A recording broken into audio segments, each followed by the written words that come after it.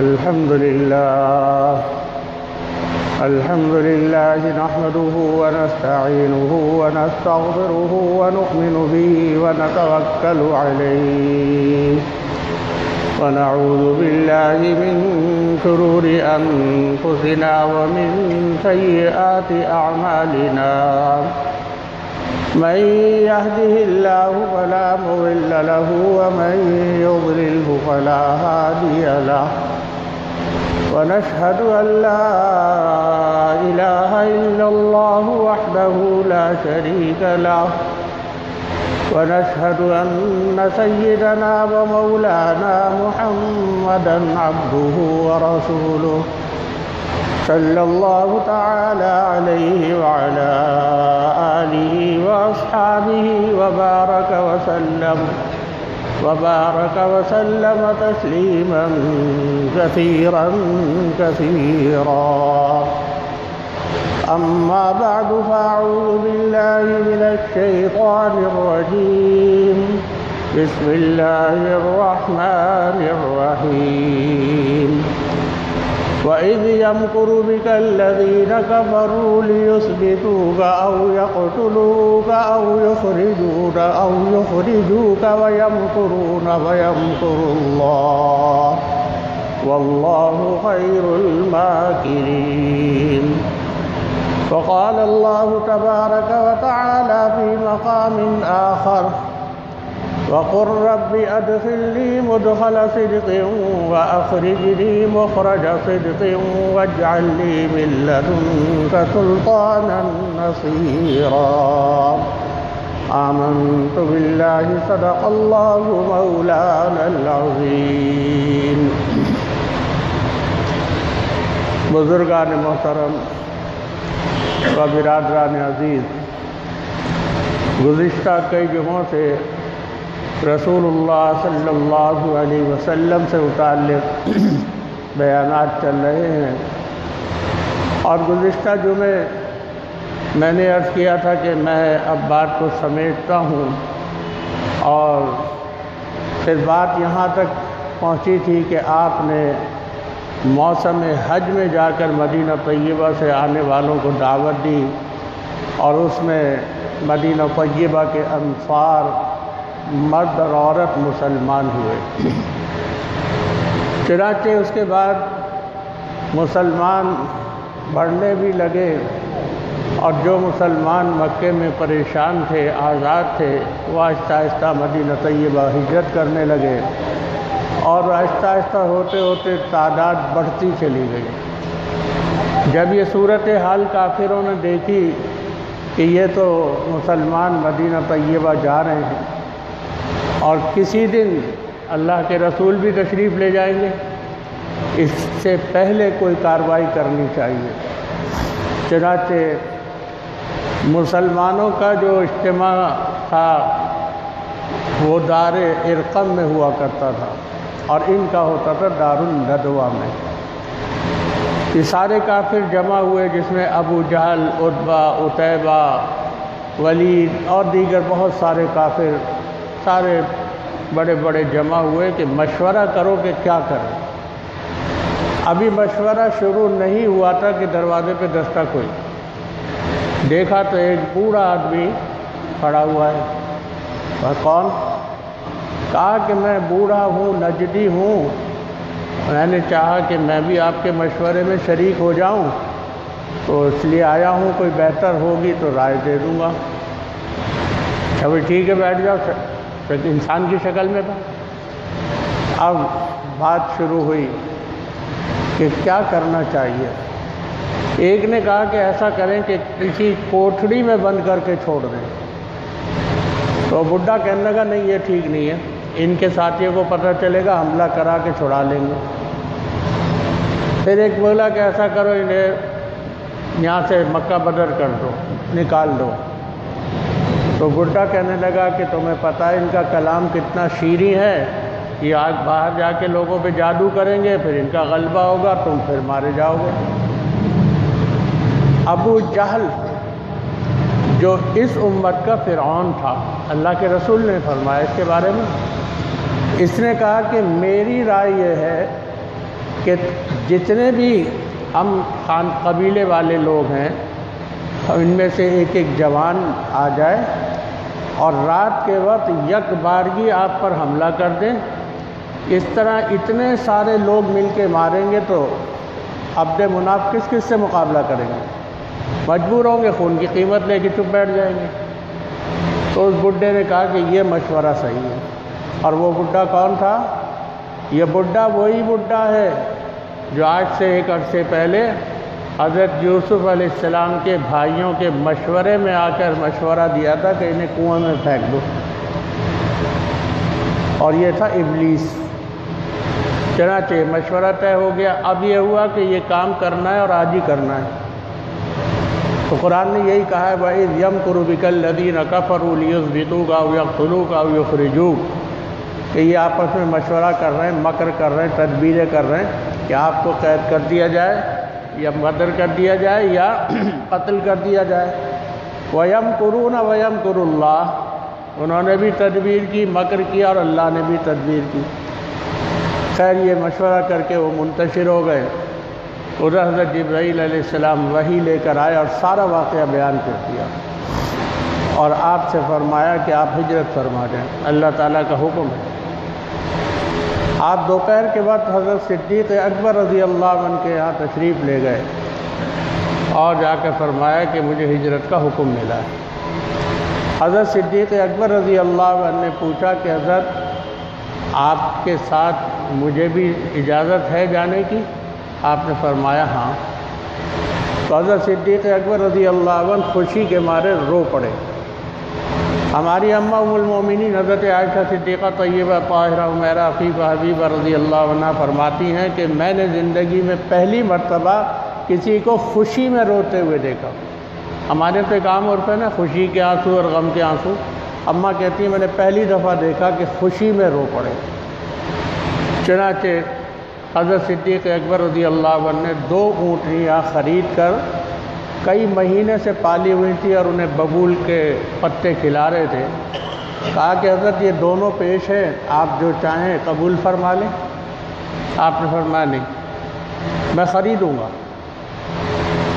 اچھا اب دیکھیے یہ بڑے حضرات بڑے ہوتے ہیں، ہم جیسا کوئی نالائق ہو نا تو جان کو اٹک جائے، نہیں میں تو مانوں گا بھی نہیں، پیسے بھی نہیں. حالانکہ حضرت صدیق اکبر رضی اللہ عنہ نے کتنا کچھ خرچ کیا اور اتنا کچھ کیا کہ آپ نے فرمایا کہ ان کا بدلہ تو میں نہیں ادا کر سکا، باقی سب کو کر دیا. مگر اس وقت آپ فرما رہے ہیں کہ نہیں میں خریدوں گا. کہا جیسے حضرت آپ کی مرضی ہو. 400 درہم کی وہ اونٹنیاں تھیں، آپ نے ایک پسند فرمائی اور اس کی قیمت ادا فرما دی. علماء نے لکھا ہے وجہ یہ کہ ہجرت ایک دین کا کام تھا. اللہ کے رسول نے چاہا کہ یہ میں اپنی خریدی ہوئی اونٹنی پر کروں. چنانچہ وہ اونٹنی کی بات ہو گئی، سارے معاملات ہو گئے اور طے پا گیا کہ رات کے وقت نکلنا ہے اور حکم دیا گیا کہ غار ثور جانا ہے. چنانچہ جس دولت خانے میں آپ رہائش پذیر تھے تو کافروں کا حال یہ تھا کہ ادھر مقابلہ بھی کرتے تھے، لڑتے بھی تھے اور امین بھی کہتے تھے تو امانتیں بھی رکھواتے تھے. تو آپ نے حضرت علی کرم اللہ وجہہ کو بلایا اور فرمایا کہ یہ میری چادر اوڑھ کر لیٹ جاؤ، سو جاؤ، تمہیں کچھ نہیں ہوگا اور صبح یہ کافروں کی امانت دے کر تم آ جانا. چنانچہ اب رات ہو گئی، کفار آ گئے، ابو جہل بھی آ گیا. ابو جہل باہر کھڑا ہوا، ٹھٹھے لگا رہا ہے اور ہنس رہا اور کہتا ہے آپ صلی اللہ علیہ وسلم کے بارے میں کہ یہ کہتے ہیں کہ اگر تم میری بات مان لو گے تو نجات پا جاؤ گے، مرو گے تو جنت میں جاؤ گے، نہیں مانو گے تو میرے اصحاب کے ہاتھوں قتل ہوگے، جہنم میں جاؤ گے. مذاق اڑا رہا ہے اور اپنے گمان میں یہ ہے کہ اب تھوڑی دیر بعد ہم فاتح بن جائیں گے. آپ نے حضرت علی کرم اللہ وجہہ کو لٹایا اور اس کے بعد آپ نے ایک مٹھی خاک کی اٹھائی اور سورہ یاسین پڑھنی شروع کی 9 آیتیں پڑھی اور یہاں تک پڑھا وَجَعَلْنَا مِن بَيْنِ أَيْدِيهِمْ سَدًّا وَمِن خَلْفِهِمْ سَدًّا فَأَغْشَيْنَاهُمْ فَهُمْ لَا يُبْصِرُونَ. یہ فرما کر دروازہ کھولا اور ان کے سروں پر خاک ڈالتے ہوئے آپ تشریف لے گئے، اور باہر نکل کر آپ نے ابو جہل سے فرمایا کہ ہاں ایسا ہی ہوگا، اور پھر یہ بدر میں مارا گیا ابو جہل۔ چنانچہ آپ وہاں سے نکلے، حضرت صدیق اکبر رضی اللہ عنہ کو لیا اور غار ثور تشریف لے گئے۔ یہ جو بات میں کہہ رہا ہوں نا، غار ثور تشریف لے گئے، ہم جیسا جائے نا تو نانی یاد آ جاتی ہے۔ بہت بلند غار ہے، مجھے اس وقت یاد نہیں، اس کی بلندی بہت بلند ہے، اور پھر پیچھے دشمن، رات کا اندھیرا، اور آج سے 1500 سال پہلے کا وقت۔ یہ تو سڑکیں بن گئی نا، کچھ نہیں، کوئی سڑک، کچھ نہیں، راستہ۔ اب اتنی بلندی پر جا کے پھر وہ غار بھی یوں چڑھ کے پھر یوں ہے۔ بہرحال دونوں حضرات تشریف لے گئے، حضرت صدیق اکبر رضی اللہ عنہ اندر گئے، غار کی صفائی کی، اور اس کے بعد آپ صلی اللہ علیہ وسلم تشریف فرما ہوئے۔ اب یہاں جب صبح ہوئی تو حضرت علی کرم اللہ وجہہ نکلے تو پوچھا آپ کے بارے میں کہاں ہے؟ فرمایا مجھے کیا پتہ، اور بات بھی سچی تھی، انہیں کیا پتہ کہاں گئے۔ اب ڈھونڈ پڑ گئی، تلاش کرو۔ تلاش کرنے کے لیے بھاگے بھاگے پھرتے پھرتے غار ثور تک پہنچ گئے۔ اللہ جل جلالہ کی قدرت، وہاں ایک تو انہوں نے درخت اگا دیا، کبوتر نے انڈے دے دیے، اور ایک قول یہ بھی ہے کہ مکڑی نے جالا بھی تن لیا۔ اب یہ کافر ڈھونڈتے ڈھونڈتے غار ثور پر پہنچ گئے۔ حضرت صدیق اکبر رضی اللہ عنہ نے دیکھا تو کہا کہ حضرت یہ تو آ گئے، اگر انہوں نے پیروں کی طرف دیکھا تو ہم نظر آ جائیں گے۔ آپ نے فرمایا لا تحزن ان اللہ معنا، آپ غم نہ کریے، اللہ ہمارے ساتھ ہے۔ پھر آگے قرآن نے کہا کہ اللہ نے ان پر سکینت، سکون اور اطمینان نازل فرمایا آپ صلی اللہ علیہ وسلم اور حضرت صدیق اکبر رضی اللہ عنہ پہ۔ اب وہ آئے کفار یوں دیکھا تو کہنے لگے کہ اگر یہاں ہوتے تو یہ کبوتر یہاں کہاں ہوتے؟ تبھی بات ہے نا، کبوتر بیٹھا ہو انڈے دیے ہوئے، کوئی آئے تو بھاگ جاتا ہے۔ کہنے نہیں یہاں نہیں ہے، چلے گئے۔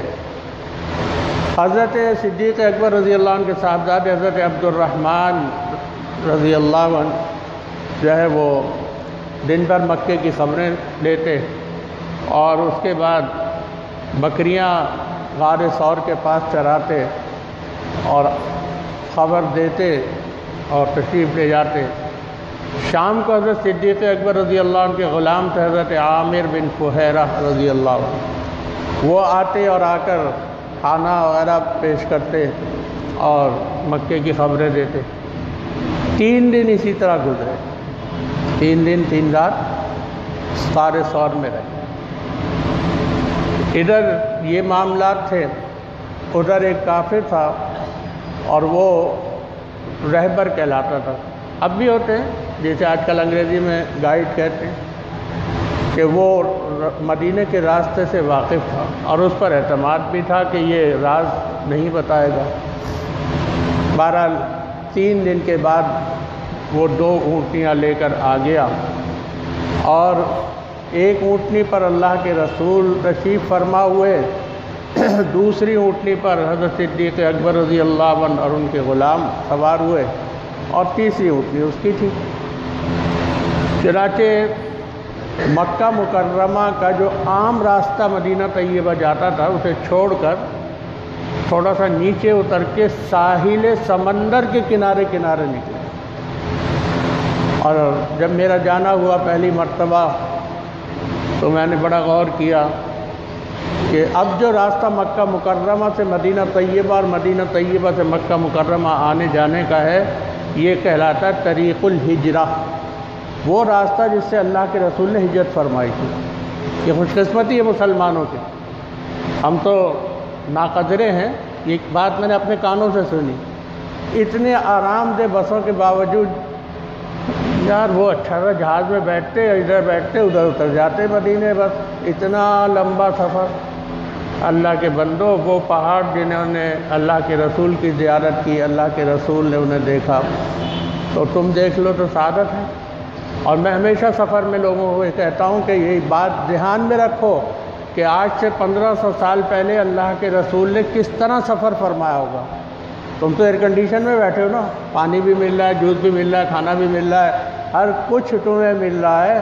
وہاں تو ایک مشکیزہ پانی کا تھا، کھجور تھی، خوف الگ تھا، دھوپ الگ تھی، وہ بھی مکے کی، اور کس طرح سفر فرمایا ہوگا، اور ہم اتنے عیاشی میں بھی پریشان۔ بہرحال تو میں نے غور کیا تو دور دور تک میلوں آبادی ہے، سمندر کا تو صحیح نہیں، مگر اس وقت سمندر وہاں تھا، پھر پیچھے ہٹتے ہٹتے کہاں چلا گیا۔ خیر آپ تشریف لے چلے۔ کافروں نے اعلان کیا کہ حضرت صدیق اکبر رضی اللہ عنہ اور اللہ کے رسول، ان دونوں کو یا دونوں میں سے ایک کو کوئی بھی شخص زندہ یا مردہ اگر لے آئے تو اسے انعام میں 100 اونٹ ملیں گے۔ کافر بھاگے، اس وقت یہ اونٹ بہت قیمتی جان، اب بھی ہے لیکن اس وقت تو بہت قیمتی تھا۔ سارے بھاگے دوڑے لیکن ناکام ہو گئے۔ حضرت سراقہ بن مالک رضی اللہ عنہ صحابی رسول ہیں، انہیں ایک شخص نے کہا کہ میں آ رہا تھا تو ساحل سمندر سے کچھ لوگ سفر کرتے ہوئے جا رہے ہیں، میرے خیال سے یہ ان کا قافلہ ہے، آپ کا نام نامی اس میں گرامی لیا۔ تو حضرت سراقہ بن مالک رضی اللہ عنہ کہتے ہیں کہ میں نے دھیان بٹانے کو کہا نہیں کوئی اور ہوگا، تاکہ کسی اور کو خبر نہ ہو جائے، وہ 200 اونٹ میں لے لوں، کسی کو نہ ملے۔ کہتے ہیں یہ بات کہی، وہ چلا گیا۔ میں فوراً گھر گیا اور اپنی باندی سے کہا کہ یہ میری اونٹنی کھلا جگہ لے جا کے کھڑی کر دو، گھوڑا، اونٹنی نہیں گھوڑا، میرا گھوڑا کھلا جگہ ٹیلے کے پاس کھڑا کر دو، میں آ رہا ہوں۔ کہتے ہیں میں گھر میں گیا اور گھر کی پشت کی طرف سے کود کر سیدھا وہاں پہنچا اور سرپٹ گھوڑا دوڑا دیا۔ کہتے ہیں میں دوڑاتے ہوئے پہنچ گیا۔ حضرت صدیق اکبر رضی اللہ عنہ نے دیکھا تو عرض کیا حضرت سراقہ آ گیا، ہم پکڑے گئے۔ آپ نے بددعا فرمائی، حضرت سراقہ بن مالک رضی اللہ عنہ کا گھوڑا پتھریلی زمین میں گھٹنوں تک دھس گیا۔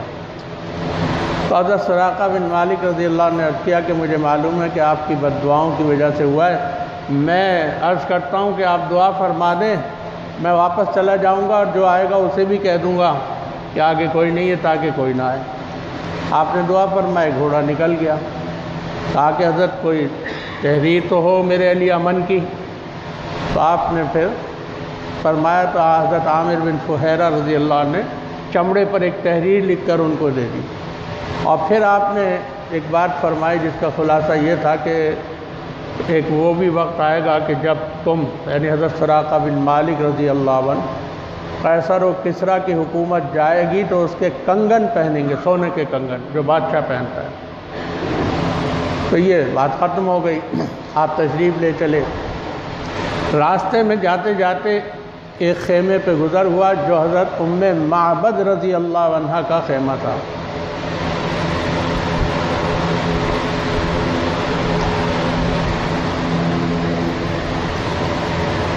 آپ نے ان سے فرمایا کہ کچھ کھانے کو ہو تو روٹی گوشت دے دو، نا تو کچھ بھی نہیں ہے، دودھ بھی نہیں ہے۔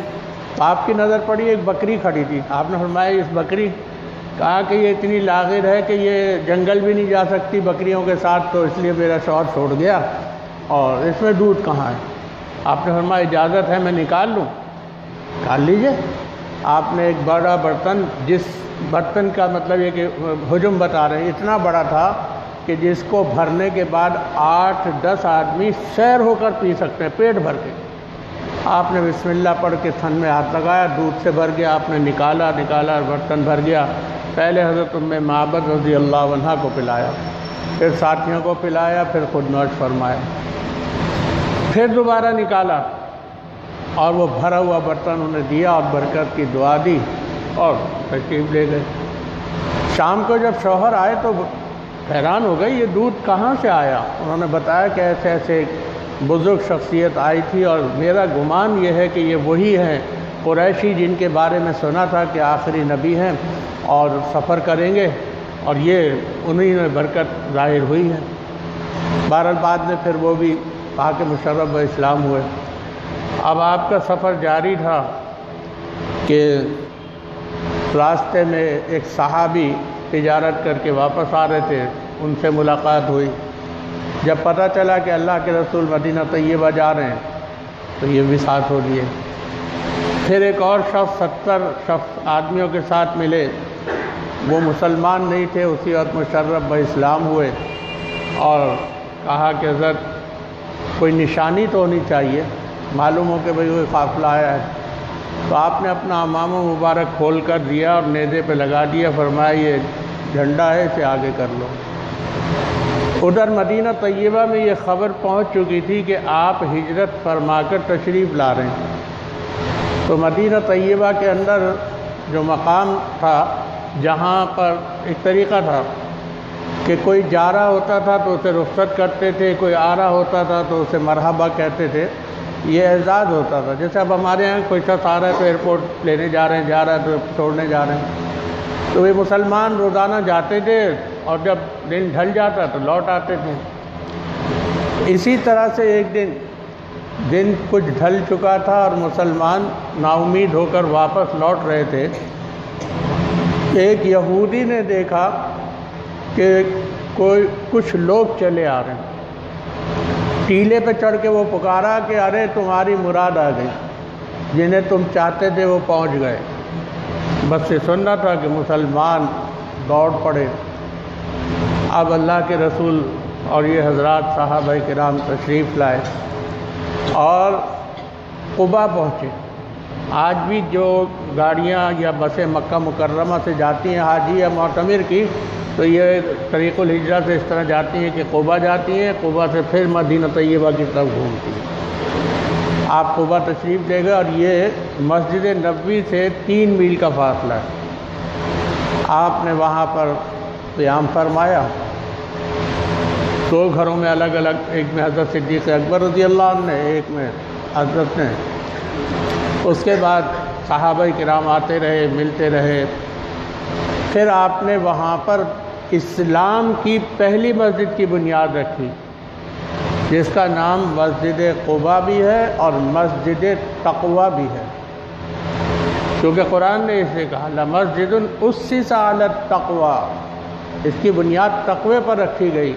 اور حدیث میں آتا ہے، مفہوم یہ ہے کہ جب اس کی تعمیر کا ارادہ ہوا تو اس وقت قبلہ جو تھا وہ بیت المقدس تھا، تو قبلے کی طرف پہلی اینٹ آپ نے اپنے دست مبارک سے رکھی، دوسری اینٹ حضرت صدیق اکبر رضی اللہ عنہ نے رکھی، تیسری اینٹ حضرت عمر رضی اللہ عنہ نے رکھی، اور اس کے بعد پھر صحابہ کرام۔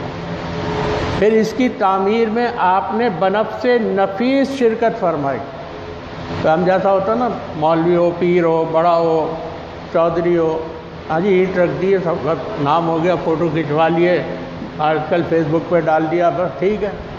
آپ بنفس نفیس شامل ہوئے، اور اگر پتھر بھاری ہوتا تو اپنے شکم مبارک یعنی پیٹ سے لگا کر اٹھا کر لاتے۔ صحابہ عرض کرتے کہ حضرت آپ رہنے دیجئے، فرماتے نہیں۔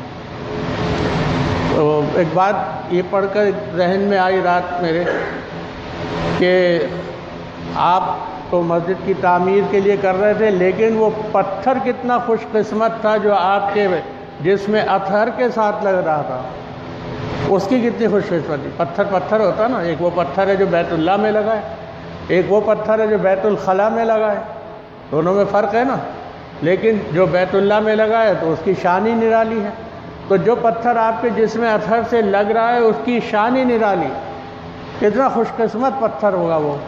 بہرحال وہ مسجد تعمیر ہوئی، اور پھر بعد میں اس مسجد کے بارے میں جب قرآن نے تعریف نازل فرمائی تو آپ نے پوچھا صحابہ کرام سے کہ آپ لوگ کیا کرتے ہیں؟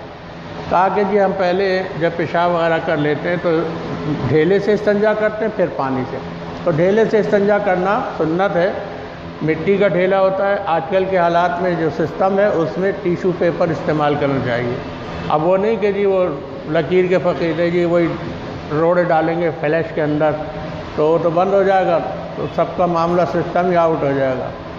حالات کے تحت احکامات ہیں، اگر کوئی اس سنت پہ عمل کرنا چاہے تو ٹیشو پیپر سے پہلے صفائی کرے، پھر پانی سے کرے، اور اگر کوئی نہ کرے اور صرف پانی سے کرے تو بالکل جائز ہے، کیونکہ پانی جو ہے وہ سب سے زیادہ صفائی کرنے والا ہے۔ مگر لوگ بعض ایسے ہوتے ہیں کہ نہیں کچھ بھی ہو جائے، ٹیشو سے نہیں مل رہا، کوئی چیز نہیں مل رہی، تو وہ جو ملے گا اس سے کریں گے۔